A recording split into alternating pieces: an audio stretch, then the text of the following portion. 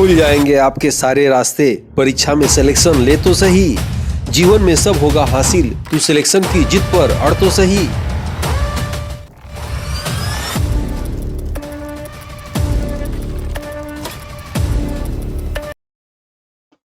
Aditya classes exam गुरु channel में आप सबका स्वागत है। आज हम लोग का चैप्टर गरीबी से रहेगा।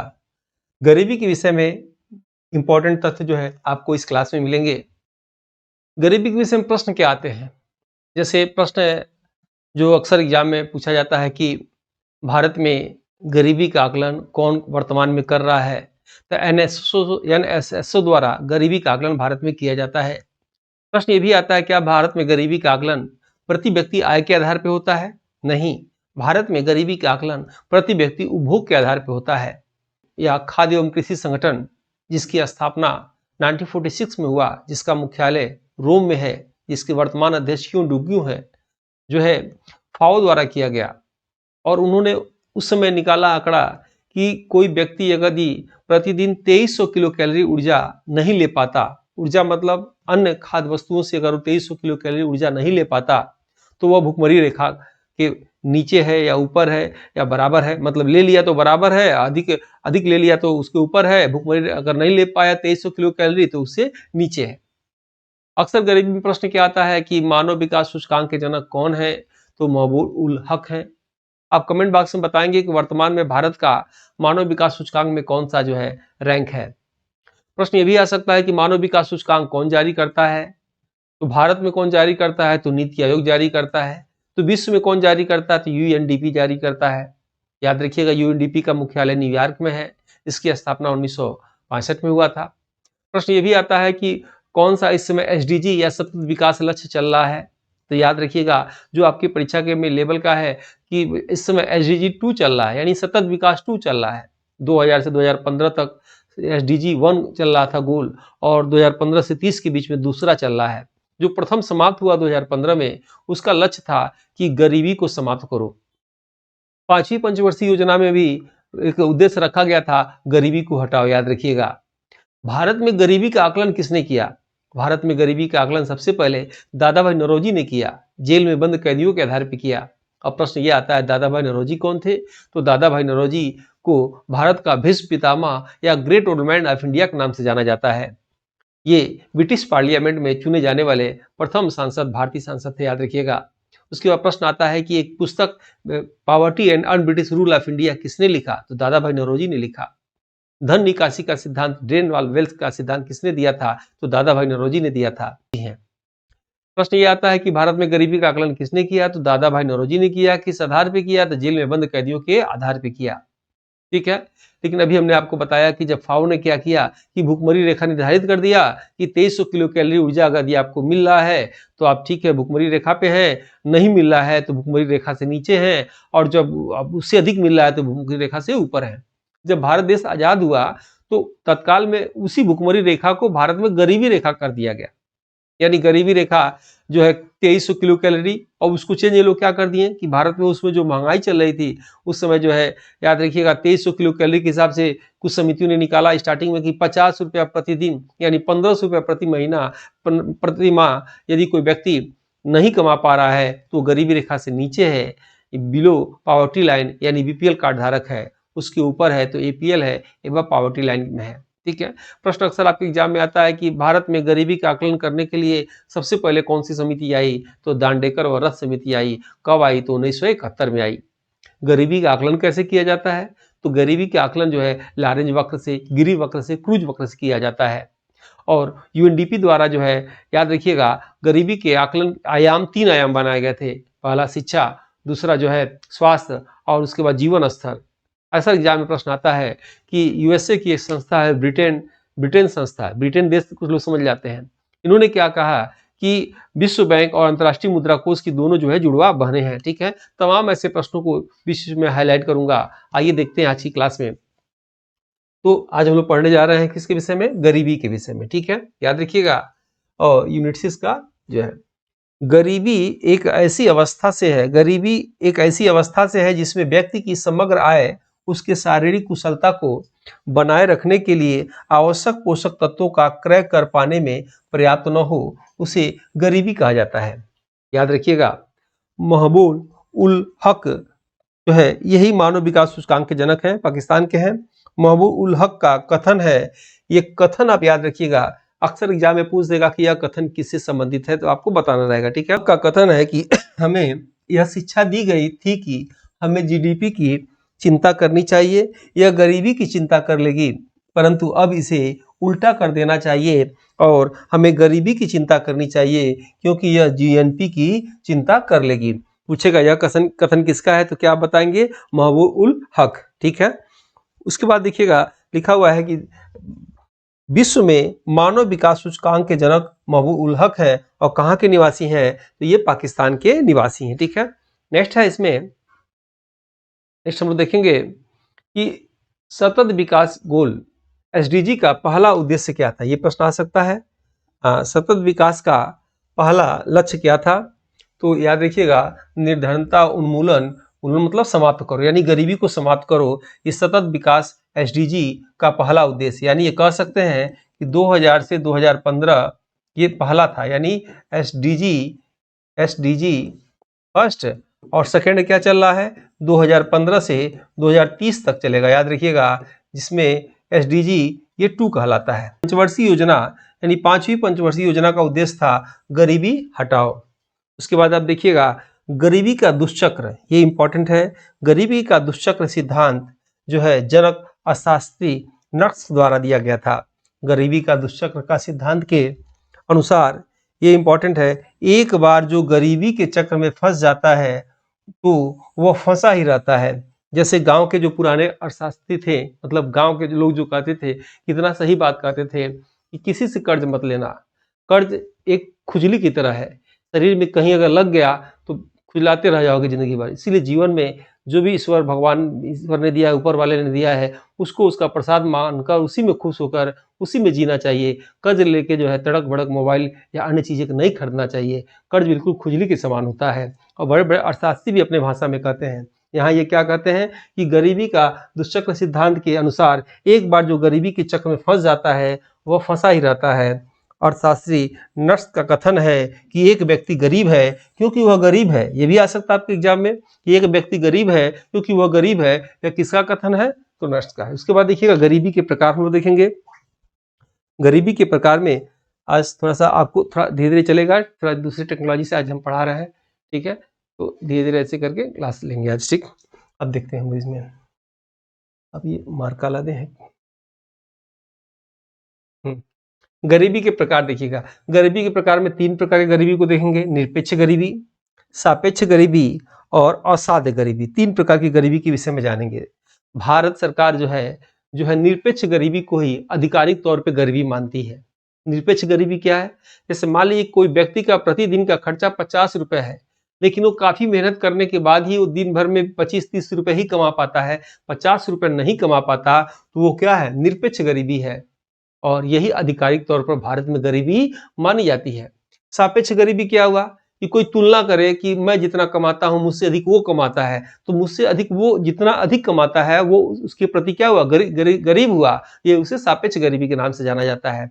और ये जो असाध्य गरीबी क्या होता है कि जब गरीबी खानदानी चलने लगे, दादा भी गरीब थे, पापा भी गरीब थे, हम भी गरीब हैं, मेरा बच्चा भी गरीब है, जब गरीबी चले लगे खानदानी, उसे असाध्य गरीबी कहा जाता है। आपके एग्जाम में असाध्य गरीबी और सापेक्ष गरीबी से प्रश्न नहीं आएंगे, बस यही याद रखिएगा निरपेक्ष गरीबी, ठीक है।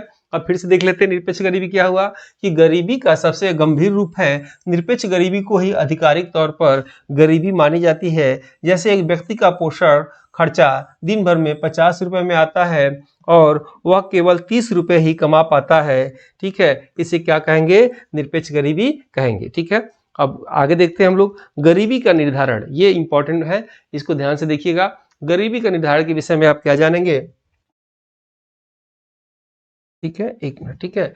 गरीबी का निर्धारण यहाँ आप देखेंगे खाद्य एवं कृषि संगठन, ठीक है, इसी को क्या बोलते हैं, FAO, ठीक है, द्वारा गरीबी का निर्धारण किया जाता है। अभी हमने आपको बताया कि अगर आपके एग्जाम में पूछे कि भारत में गरीबी का निर्धारण किसके द्वारा किया जाता है, तो नीति आयोग के टास्क फोर्स द्वारा, 1 जनवरी 2015 को जब नीति आयोग की स्थापना हुआ तो इसके द्वारा होने लगा। या ये ऑप्शन में न रहे तो क्या लगाएंगे, NSSO लगाइएगा, ठीक है। और ये 2 ऑप्शन लगाइएगा जो भी ऑप्शन में रहे। और फिर हमने आपको क्या बताया कि मानव विकास सूचकांक भारत में कौन जारी करता है, तो नीति आयोग। अब विश्व लेवल पे कौन जारी करता है, UNDP जारी करता है, ठीक है। अब इसमें देखते हैं हम लोग, कृषि एवं खाद्य संगठन का मुख्यालय अभी हमने बताया रोम। रोम कहाँ है, इटली। रोम के बगल में ही वेटिकन सिटी है, ठीक है, याद रखिएगा। विश्व का सबसे छोटा देश वेटिकन सिटी, क्षेत्रफल में भी और जनसंख्या में भी, जहां पोप रहते हैं, ईसाई संत रहते हैं, याद रखिएगा, वो कहाँ है, इटली में है, ठीक है। उसके बाद देखिएगा, अभी जो कोविड आया था तो कहा जाता है कि सबसे बेस्ट इंडिया का मतलब विश्व का हॉस्पिटल इटली में है, इन लोगों के पास बहुत अच्छी टेक्नोलॉजी है। और वो सब क्या कर रहे थे कि जब कोविड में हम लोग जहाँ हार जा रहे थे वहाँ ओम का उच्चारण कर रहे थे, ओम से जो ध्वनि निकल रही थी, इससे अच्छे अच्छे लोग का इलाज हो रहा था। ये उनका ये कथन था। मेरे कहने का मतलब क्या है कि हम लोग पश्चिमी सभ्यता में जा रहे हैं और पश्चिमी सभ्यता वाले हम लोग की सभ्यता में आ रहे हैं। हम हिंदुस्तानी, हम भारतीय की सभ्यता में, हम जो है इंडियन के सभ्यता में वो लोग आ रहे हैं। खाद्य एवं कृषि संगठन का जो है स्थापना कब हुआ था, 1946 में हुआ था। खाद्य एवं कृषि संगठन के वर्तमान अध्यक्ष कौन है, क्यों डोग्यू। क्यों डोग्यू अगर खाद्य एवं कृषि संगठन के वर्तमान अध्यक्ष है तो चलिए कमेंट बॉक्स में बताइए, जुआन डोग्यू। जुआन डोग्यू कौन है ये आप कमेंट बॉक्स में आपको बताना है।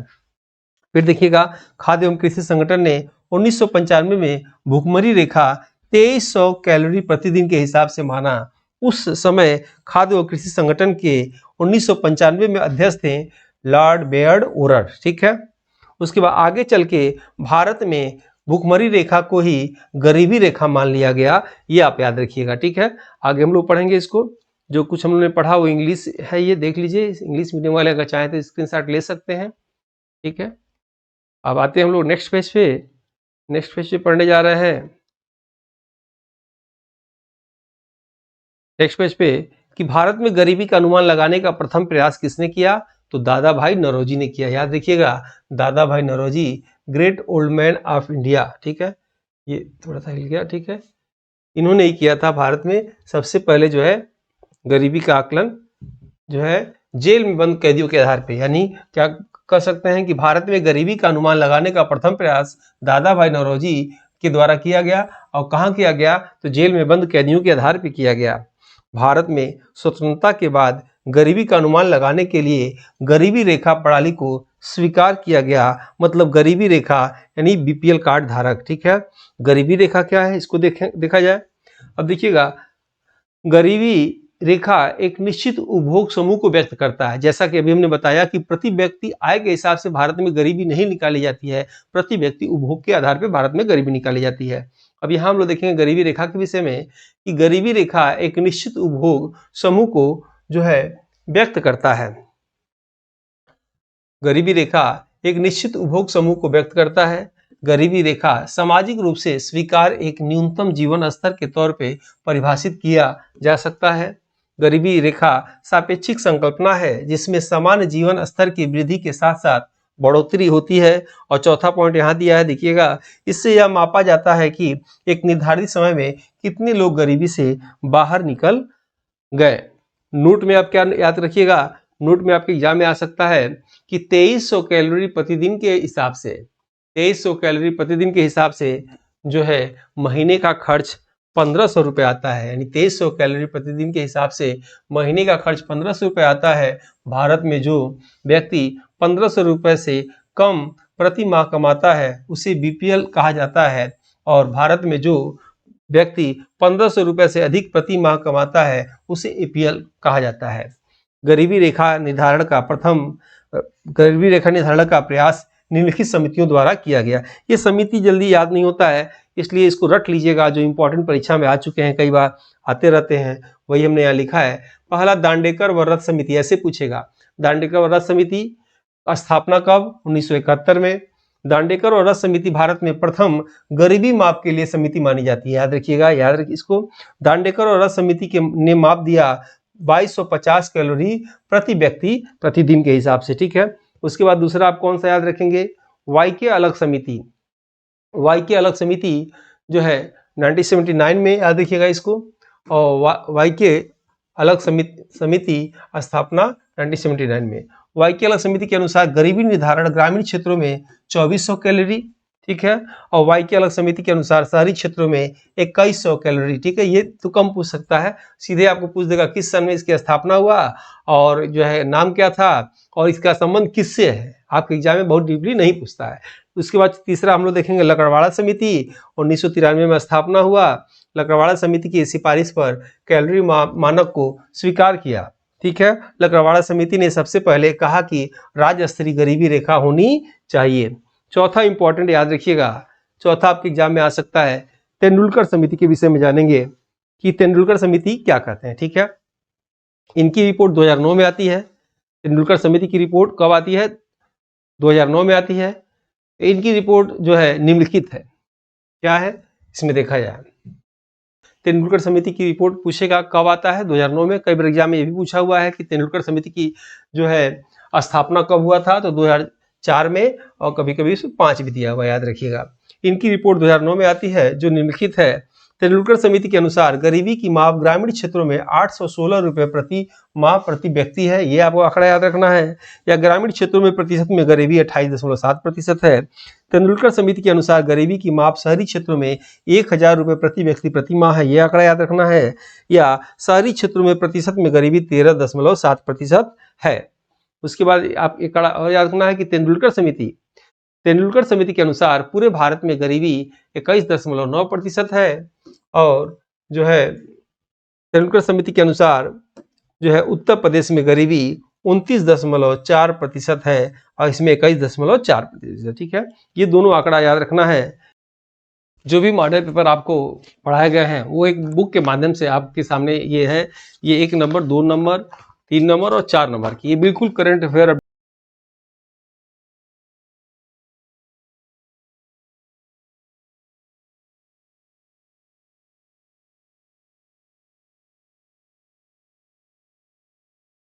अभी टीम द्वारा यूपीएचईएससी का टेस्ट सीरीज शुरू किया गया है जीके-जीएस पेपर के लिए, जो 6 यूनिट वाइज है, जिसके अभ्यास से आप अपने जीके-जीएस के कॉन्सेप्ट को क्लियर करके अपने लक्ष्य को आसानी से प्राप्त कर सकते हैं। अगर आप इस टेस्ट सीरीज को लेते हैं तो आपको फ्री में मिलेगा। सभी यूनिट के मॉडल पेपर 100 से अधिक हैं और सभी यूनिट के पीडीएफ नोट्स हिंदी और इंग्लिश में 50+ grouping test, 20+ unit wise test, 58+ PDF 5 test और 2014 से 21 तक साल भर पेपर है।